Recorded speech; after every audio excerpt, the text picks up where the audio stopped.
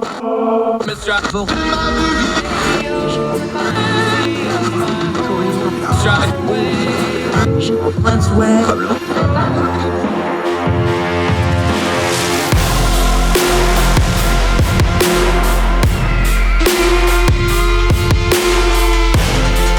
your host, Andrew Donaldson. This is Heard Tell.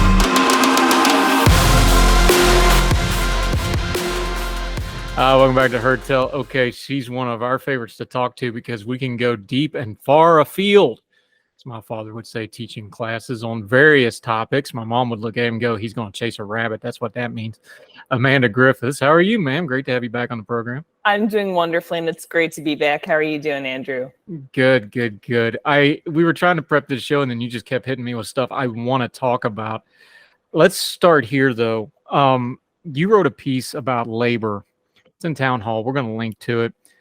Talks about Starbucks, but you could apply this to a lot of the service sector industry. This goes to just a core principle kind of thing and how you view the world, because I think how people view this is how they come at it, and then you can't really get them off it. I'm not against unions in theory. Look, I'm from West Virginia. If anybody needed a union, it was the coal miners. My God. I'm not against unions. I'm not against people that want to be in a union. I'm not against people that don't want to be in a union. I think you should have both options. I would not cross the picket line personally. I'd just rather not be in a union. That's just me. I have some conflicting views on this. I'll be honest about it. Where I have concerns and your piece starts tiptoeing on this territory and it gets right up to the edge on it, because this is going to start happening. I get concerned when the unions are so busy fighting with the government and the unions are so busy fighting with corporations, the workers get left out of the equation. I see too much of that. We saw it with the railroad strike.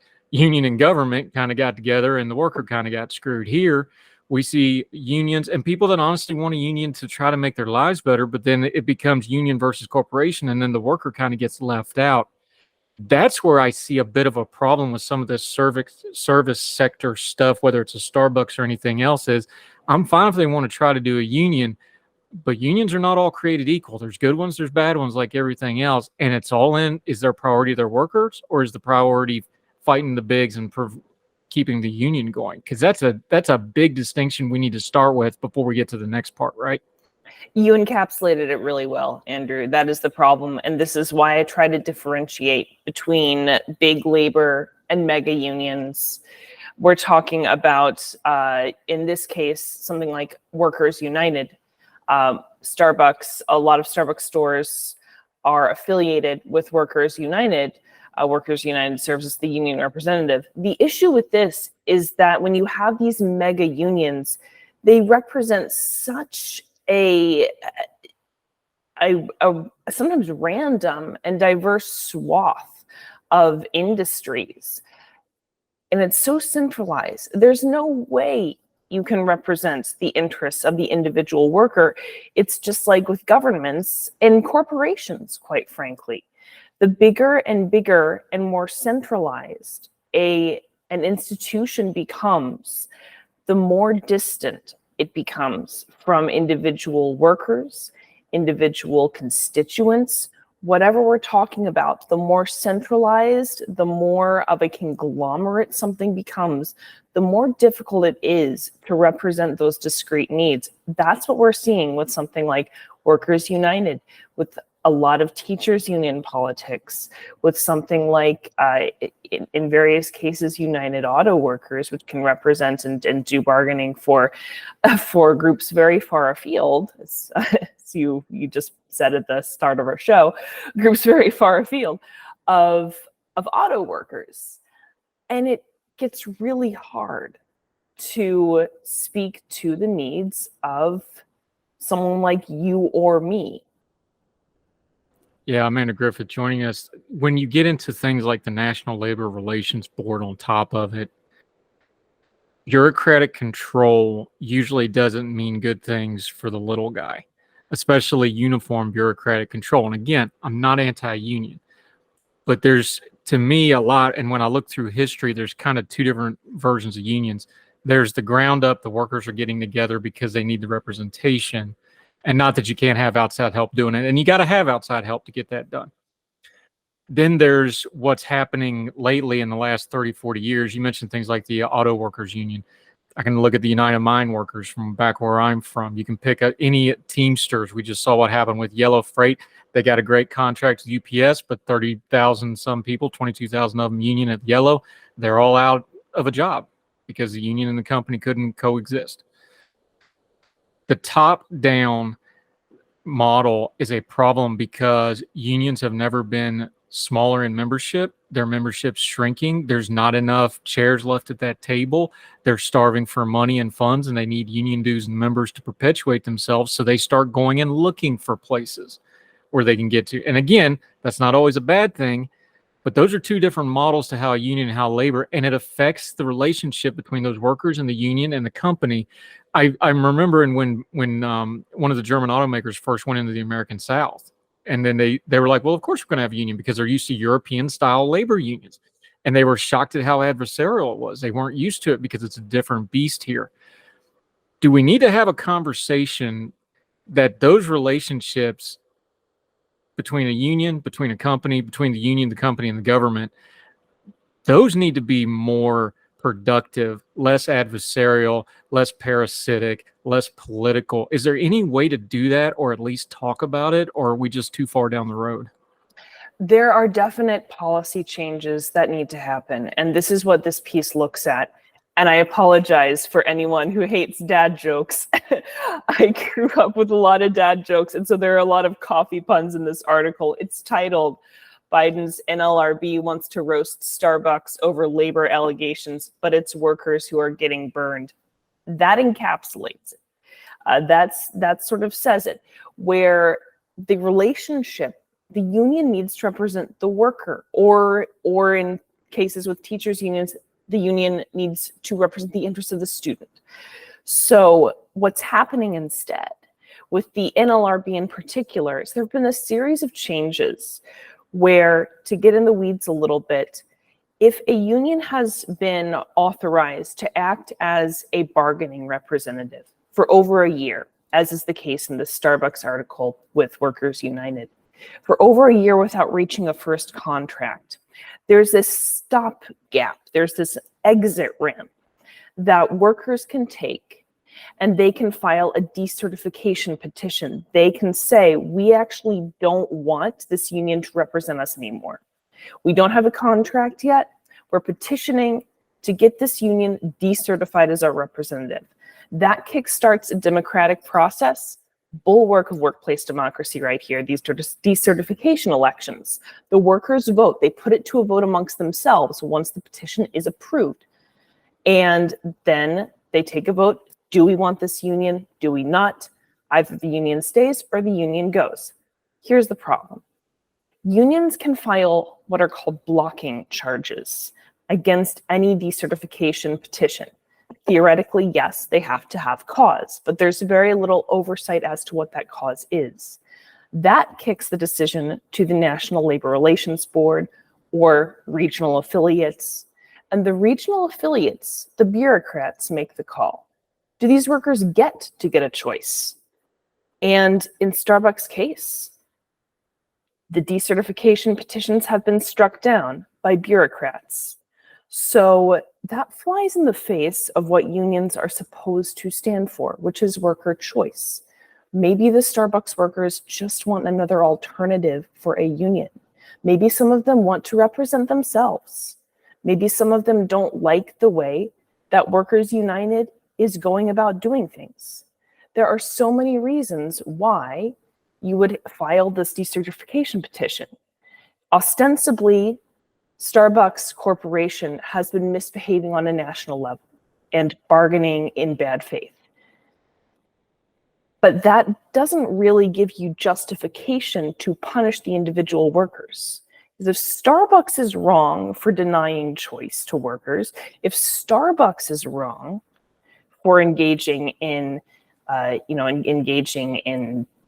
unfair labor practices and denying worker agency, what makes it okay for the NLRB to do the same thing? What makes it okay for unions to ask the NLRB to help them do the same thing?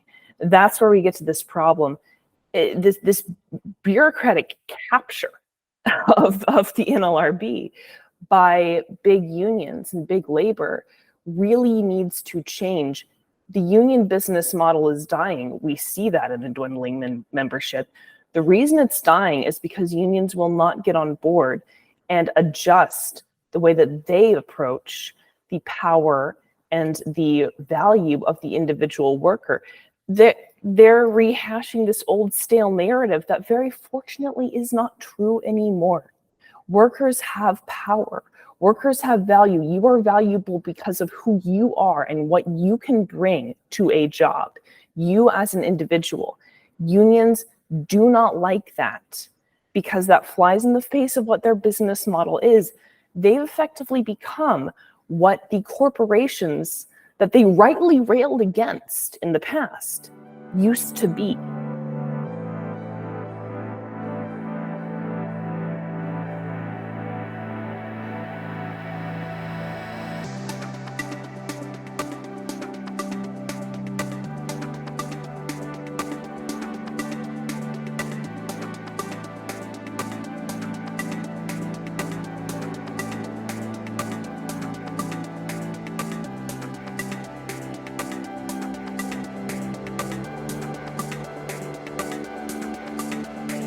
Yeah, Amanda Griffiths joining us. Let's switch gears for just a second, because I was just enthralled with what you were telling me. As you teach and glide amongst the groves of academe, you've been busy molding young minds. But I love how you explain this, but you got to teach a class this summer. It goes a little bit to what we're talking about, labor, the new generation, how people view their own self-worth and that sort of thing. Look, if you're going to talk politics and culture, when you first go to college or first go into the workforce, those are life-changing things that greatly affect how you view culture and politics. And you got to teach a class where you got some folks with some very unique perspectives on both, especially here in America. And I want you to share that because I found it fascinating, and I think it's a really interesting perspective to hear about. you call it molding young minds. Others call it corrupting the youth when it's me. So I was gushing off air, and I was saying that I just finished teaching a summer course, TAing a summer course. So I led the discussion segments, which I run sort of like seminars, supplement the lectures. And it was for new admits and first generation undergrads who were getting a head start on their freshman experience. This was an absolute delight, and the course was on American politics and government. So I was saying off air, and I'll repeat this, it sounds very trite. It sounds like I'm running for office. It sounds like I'm doing some promotional video, but I mean this from the bottom of my heart. The course content was fantastic, and it was very educational, great refresher for me. But if you want to learn about what it means to be an American, you look at those students. You don't look at, you of course look at the course content, but those students and their perspectives, the hunger that they brought to learning this subject, a lot of them came from immigrant families, their first gen. If they knew nothing about it, they had this amazing curiosity. They wanted to learn. I had students say in weekly discussions, we were reading these two pieces and one represented one side and one represented another. And I realized that I was being very harsh on one of the pieces because of my own biases. And I realized that when I read something that is written by someone of X political persuasion, I need to be mindful of that and check my own bias. And I thought, that is something that 50-year-olds don't get. So it was something that was so wonderful that students were discovering for themselves why this is meaningful to them. And that's why I do anything that I do. Is when I get to see people find why they are passionate about something, why they are curious about something, and dive into it in a way that is really unique for them and productive for everyone else when they get to watch it and they get to learn from it. That for me is what the joy of teaching is. And I say teaching in a very holistic sense. I consider journalism a type of teaching as well. Yeah, I love that story because I think that's kind of a refreshing point of view that most people don't get. And they don't get to talk to a fresh set of eyes on this American thing we've all been doing and kind of inculcated in. And they don't get that fresh perspective from somebody that's new to it. And it's like looking at somebody that's seen color for the first time and they're like, oh, this is amazing. And we're like, this is just life. And there's that disconnect. So I love talking about that story. I got to ask you about this because I wanted to. When we've had you on before, we did a whole episode. I'm going to link to it in case you missed it in the previous iterations of this program. We did a whole episode on the American epic and do we have one? And what we're talking about is like, you know, Homer and the Iliad, that kind of stuff, Beowulf, what's American's epic? And we got some comments recently, which is amazing because somebody's still watching this like a year later. People were still, there's two events in American history that really stood out. The Revolution you could kind of bring up, but that's us and England together. The American Civil War always comes to the top of the heap on that. And then the other one is people kept in the comments and then on the YouTube channel, commenters kept bringing up World War II over and over again. Okay. Now it doesn't fit because it's not American. But if we're going to beat the Greek epic metaphor to its last dying breath and then hit it again just to make sure, the Trojan War was everybody involved in this one thing at one time, and that's why so much of the epicness of it was it involved all those mythic characters. It involved everybody all at once. World War II is just one of those really unique things in all of human history. Really did seem to involve everybody, and you had such clean-cut good guys, bad guys. Over and over again, three different people on the commenters kept bringing up World War II. It's worth discussing, but if you look at post-World War II America and you're an academic, a lot of American academic pursuits is post-World War II America, and you can argue how long that period goes. Boy, that's a whole lot of our mythology. It's a lot of our politics. It's a lot of our culture from the baby boomers to everything else. I don't know where you cut it off. A lot of people would say somewhere around 9/11 probably, and you're in a different age. That post-World War II is really, really an important slice of American history when you talk about the consciousness and the American epic and what we as Americans think of ourselves, isn't it? Yes, and I think you are looking at it from the perspective of what informs the American consciousness and the American sense of identity. I don't see a specific story or narrative. And, you know, in fact, in things like the Iliad, there weren't as clean cut a set of good guys and bad guys. But yeah, I think you look at World War II leading into, and, you know, then there's also the Cold War. There's the bomb. There's all of this. Things change dramatically in terms of America's sense of national identity and sense of individual identity post-World War II. I don't know if I would consider that an epic just because there isn't one specific narrative that we are talking about. It certainly is a huge, huge influence on what it means to be someone's sense of what it means to be America. I don't think you can really explain the factors that lead into America's current national sense of identity without talking about World War II and the Cold War.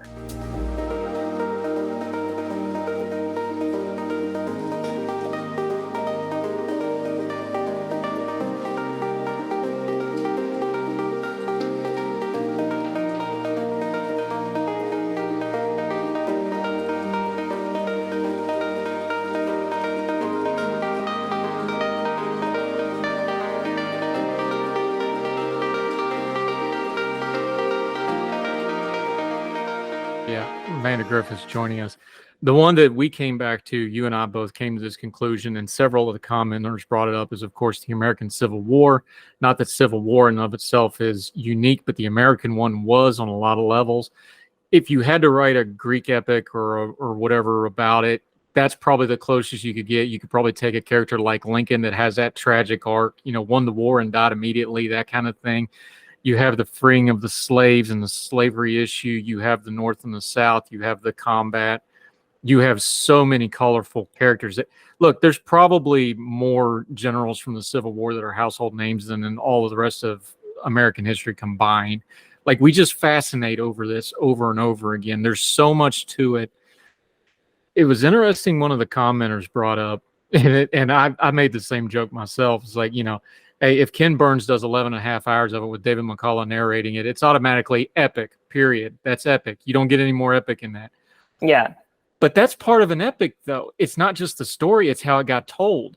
Homer survived where a lot of, he wasn't the only guy writing. Like, there was a lot of that stuff written. That's the one that survived. Think of the Civil War. We also got to talk about the mediums of it. It's like, boy, the Civil War story just grabs parts of us, and it's been retold in a manner where we're never going to get rid of it. And that's part of what brought it forward as an epic, too. Because, Homer wasn't the only writer in Greece, but boy, he survived everybody else. Well, and he wasn't a red. I mean, you're reminding me of the fact that the Homeric epics were initially not written down. So I'm here and I'm being a bit of a stickler and saying, well, but we're not talking about a specific narrative, and it's true, we're not. And I think this is my little nitpick with your point on the Civil War last time, because I had said something like Mark Twain or Huckleberry, Huckleberry Finn, Tom Sawyer, that kind of thing. And you had brought up the Civil War, and I said, but that's not one particular piece of content. And you leave it to the academic to throw that wet blanket on there. And yeah, you're bringing up a good point that this was also the way that the Homeric epics went initially. So if we're looking at epic fodder, you can certainly look at something like the Civil War. I mean, I'd go back to the stories of the founding. I'd go back to, because that's got diversity of opinion. That's got you get very few people thinking that that King George was the good guy, but were these founding fathers flawed? Absolutely. Yeah, you're bringing up a good point that Homer was not really writing it down. Yeah. We have a couple of royalists that join our show from time to time that would argue that point on you, but we'll leave George. By the way, George III is actually a fascinating historical character. He's gotten a little bit of run with the Bridgerton stuff and the spinoffs, but he's actually a really fascinating character to read up on, despite the fact that we whooped him twice. I just learned this. This is a really fun cocktail party fact. Thank you, Neil deGrasse Tyson, for teaching me this. Not directly. The planet Uranus was initially named George after King George. I'm not making this up. You would have Mars, George, Neptune. You would, it was named after, because it was discovered by someone whose patron was King George, and so he wanted to name it George, and that is why the moons of Uranus, as sort of as the comedian Chuck Nice on Neil deGrasse Tyson's podcast put, as a constellation prize, the moons of that planet of Uranus are named after Shakespearean characters, because they're like, we can't name the planet George. We're sorry, we just can't do it. But we can name the moons after English things, ? So that's your little bit of trivia for the day. And there's another good example of it is, like, if you really want to get a stickler for source material, you're going to run into a problem with Shakespeare in a big old hurry. Oh, yeah. So are you going to throw all that out too, or are we just going to accept it for the greatness it is? Shakespeare was Shakespeare. Yeah. Are you sure? I am almost. That's a whole nother. Give Willie his flowers, as the kid would say. He's a good guy.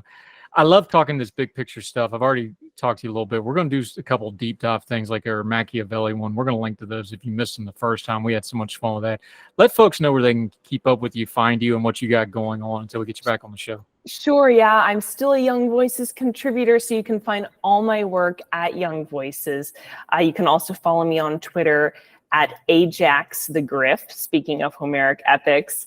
And I'm also a newly minted Young Voices Social Mobility Fellow. That is going to be a really fun 6 months of writing about entrepreneurial freedom, consumer choice, and poverty alleviation. I'm really excited to tackle it. So yes, all things Young Voices. I'm still a PhD student, newly relocated from UCLA to UW-Madison. So you can find me a whole bunch of places. To follow on Twitter at Ajax the Griff and also Young Voices. Just stay away from Hector the Troll online. You'll be fine. Amanda Griffiths. Appreciate you greatly. See you soon. Thank you, ma'am. Thank you, Andrew. Yes, ma'am. All the music on Heard Tell is provided under a Creative Content license from monstercat.com.